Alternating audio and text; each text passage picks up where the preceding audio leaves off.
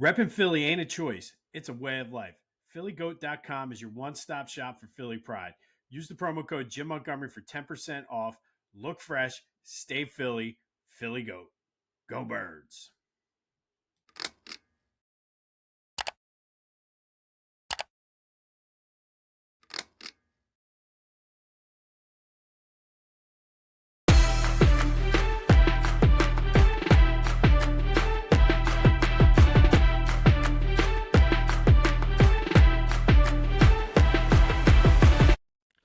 What's up, everyone? Welcome to this day in Philly sports history for February 17th, 2026. I'm your host, Jim Montgomery.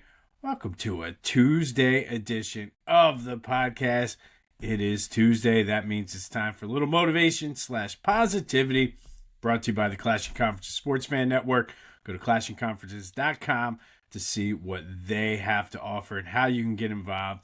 We here at This Day in Philly Sports History are proud members of the Clashing Conferences Sports Fan Network. All right, so today's quote comes from Bill Gates, and as I typically do, these quotes seem to speak to me where I'm at in my current situation, position in life, whatever. But most people overestimate what they can do in a year and underestimate what they can do in 10. And I think this is the perfect lesson in perseverance. We all do it, myself included, thinking you can conquer the world in 1 year.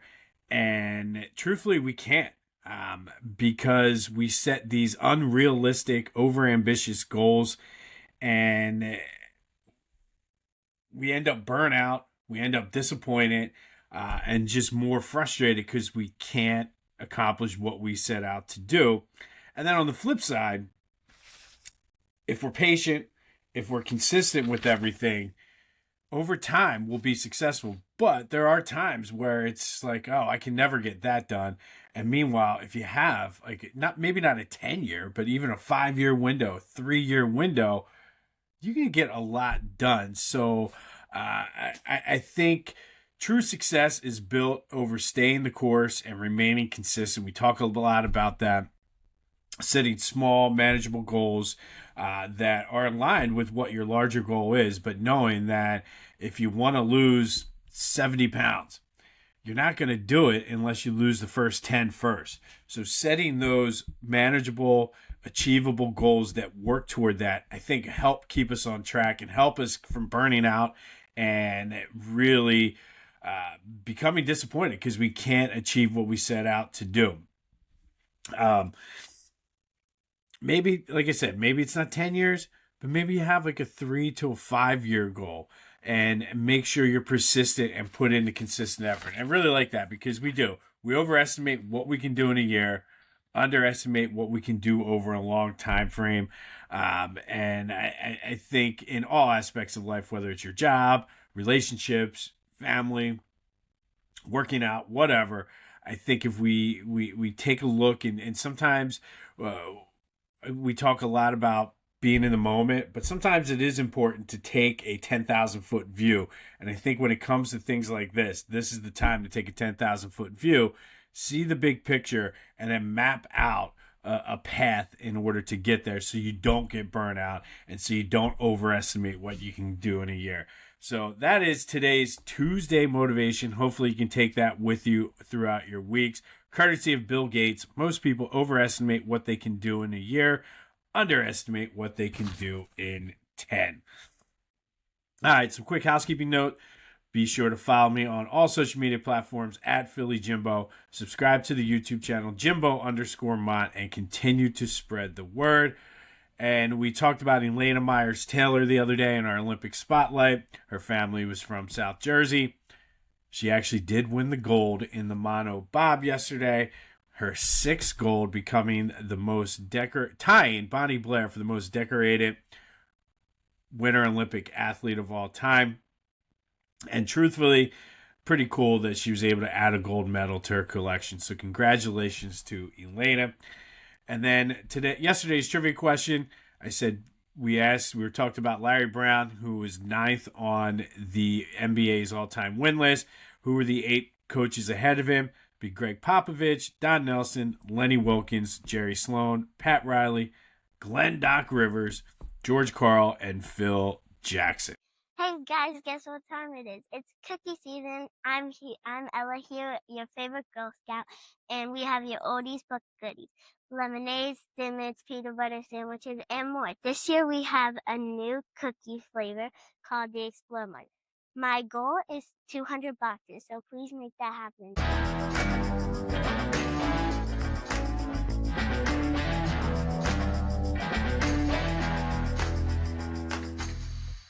You're gonna buy cookies anyway, so why not buy them from me? All right, February 17th. First, we're going to go all the way back to 1941. And on this day in 1941, Gus D'Orazio, a fringe heavyweight, got the opportunity of a lifetime when he got a title shot on this day against Joe Louis at Convention Hall. Unfortunately for Gus, he never had a shot. He was knocked out in the second round. Possibly could have been one of the inspirations for the character of Rocky, but Gus really had a lot in common with Rocky. Had a 72, 23, and 1 professional record with 20 knockouts. Kind of one of those guys who just fought and did what he had to do to survive. Ultimately had some legal troubles later in life, but on this day, Gus D'Orazio, a fringe heavyweight from Philadelphia, got his title shot against Joe Louis on this day, Convention Hall in Philly. Again, very similar to the Apollo Rocky story, although Gus kind of earned it. He was in the mix, so to speak, but really an unknown to a lot of people other than people in Philadelphia. Gus D'Orazio loses his world title shot on this day to Joe Louis, Philly's own, possibly one of the rumored inspirational people for the character of Rocky. But that happened on this day in 1941. Fast forward to 1968, and prior to the Ice Capade show at the Spectrum, the wind blew off a piece of the roof. They patched it up because, of course, the show must go on. Unfortunately, 2 weeks later, another winter storm came through, blew off that patch, and left a bigger hole in the Spectrum roof, which forced the Flyers to play their home games in New York, Toronto, and Quebec City. The Sixers had to move back to Convention Hall and play their games there and at the Palestra. Unfortunately, it wasn't good timing for both the Flyers and the Sixers, who were both in the thick of their respective playoff races. Flyers did win the division. Unfortunately, they won it in Quebec and ended up ultimately getting knocked out in the first round. The Sixers, who were the defending champs, had the best record in the NBA when the roof blew off. Unfortunately, not having that home court advantage hurt them as they become the first team to blow a 3-1 conference final lead to the Celtics later that spring. But on this day in 1968, the roof blew off the Spectrum. Brand new building, by the way, the Spectrum at that time, leading to the Flyers and Sixers to have to go on the road. And then fast forward to 1971, the Villanova Wildcats beat Canisius 82-59. It was their first of 9 straight wins that would ultimately end in a loss in the NCAA championship to the powerhouse UCLA Bruins. But on this day, they started a run that would see them get to the Final Four and play for a national championship. And that does lead us to today's trivia question. On the road to the finals that year in that matchup against UCLA, Villanova played 2 teams from Philadelphia, from the Big Five. Who were they in the NCAA tournament that year? Hit me up on the Back to the Future voice and text line, 267-495-8531. That'll get you in. Also, the Discord channel is the first link in the description. And then fast forward to 2 years ago, 2024, it was the Stadium Series, Flyers versus the Devils up at MetLife Stadium. This was actually a pretty big game for both teams with a lot of playoff jockeying going on. Unfortunately, it was all Devils winning 6-3. Owen Tippett scored 2 goals for the Flyers, and then the Flyers would miss the playoffs. Flyers have not typically done well in these outdoor stadium games. I get that they're a big draw, but unfortunately, they don't fare well as the Flyers lose to the Devils on this day back in 2024, 6-3. And then finally today, our Black History Month spotlight, forged in Philly, is Matthew Saad Muhammad. And he really is the quintessential underdog story. His mom died when he was an infant. He was sent to live with an aunt who couldn't afford him, so essentially left him on the Ben Franklin Parkway. He was found by some nuns who helped him to get adopted. But he was able to win the Trenton Golden Gloves Award before turning pro. Becomes the light heavyweight champion of the world.